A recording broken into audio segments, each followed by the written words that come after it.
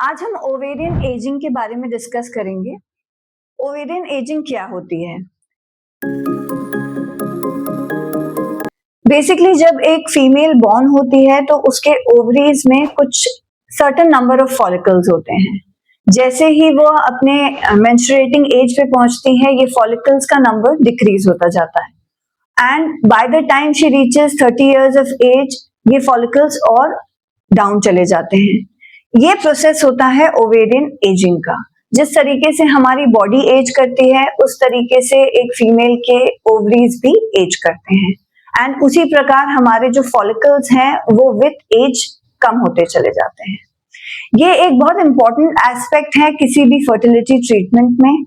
इसे जानना और समझना बहुत ज्यादा इंपॉर्टेंट है, जिससे कि हम राइट टाइम पे राइट ट्रीटमेंट ले पाए। अब इसको नापने के क्या पैमाने हैं? तो ओवेरियन एजिंग के लिए कुछ टेस्ट्स हैं जो हम कराते हैं। बेसिकली कुछ क्लिनिकल पैरामीटर्स हैं। क्लिनिकल पैरामीटर्स में एज है, जितनी कम एज होती है ये माना जाता है उतना अच्छा ओवेरियन रिजर्व होगा, उतना अच्छा फॉलिकल का रिजर्व होगा पेशेंट में।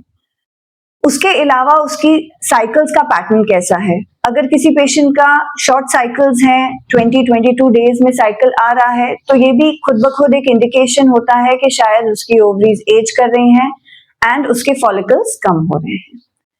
Then there are some endocrinological factors जो हम टेस्ट कराते हैं ब्लड टेस्ट के थ्रू, और हमें पता पड़ता है कि पेशेंट का ओवेरियन एजिंग किस तरीके से प्रोग्रेस कर रहा है।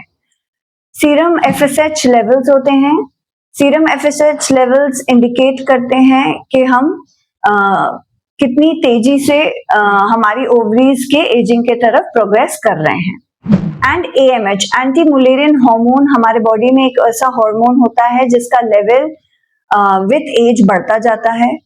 ये हार्मोन साइकिल डिपेंडेंट नहीं होता है, हम इसे किसी भी टाइम ऑफ द साइकिल में टेस्ट कर सकते हैं, और एक ये बहुत ही अच्छा तरीका है पता करने का कि हम कितने रिजर्व के साथ हैं।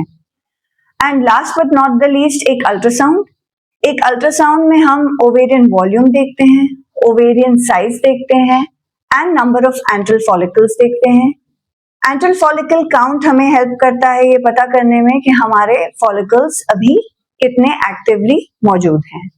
ये सारी चीजों को कंबाइन करके हम एक कंक्लूजन पे पहुंचते हैं एंड उसके हिसाब से फिर हम पेशेंट को कस्टमाइज्ड ट्रीटमेंट प्रोवाइड कर सकते हैं।